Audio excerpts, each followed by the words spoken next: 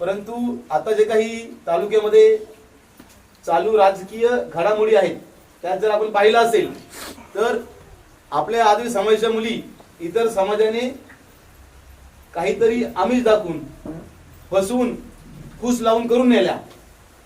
त्यांनी त्या ठिकाणी आपल्या मुली तर नेल्याच, पण त्याबरोबर आता जे काही राजकीय आरक्षण आपल्या आदिवासी समाजात झाले ते देखील पळवायचे ते पाहत आहेत.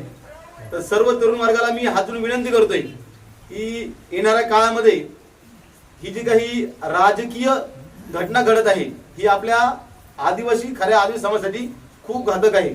या चुकीच्या गोष्टीच्या विरोधी आपण ज्यावेळेस आंदोलन उभारणार आहोत, सगळ्यांना हात जोडून विनंती आहे की ज्यावेळेस आपल्याला आदिवासी समाजाच्या वतीने आवाज दिला जाईल त्यावेळेस कृपया आपण सर्वांनी सर्व ताकदीने या.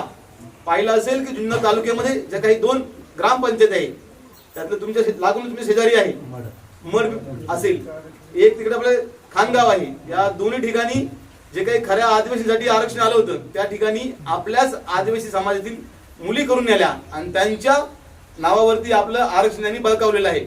या जर घटना घडत असतील तर ही आपल्या भविष्यासाठी खूप धोकादायक घटना आहे. मी सर्वांना परत एकदा विनंती करतोय की कृपया या गोष्टीच्या विरोधी आपण आवाज उठवणं गरजेचं आहे. आपल्या सर्वांच्या शरीरामध्ये क्रांतीवीर राघोजी भांगरेंचं, क्रांतीवीर बिरसा मुंडांचं, क्रांतीवीर नागोजी कातकऱ्यांचं, सत्तू महाराजांचं रक्त सहसळत आहे. ते रक्त जर अशा चुकीच्या घटनांच्या विरोधी आवाज उठत नसेल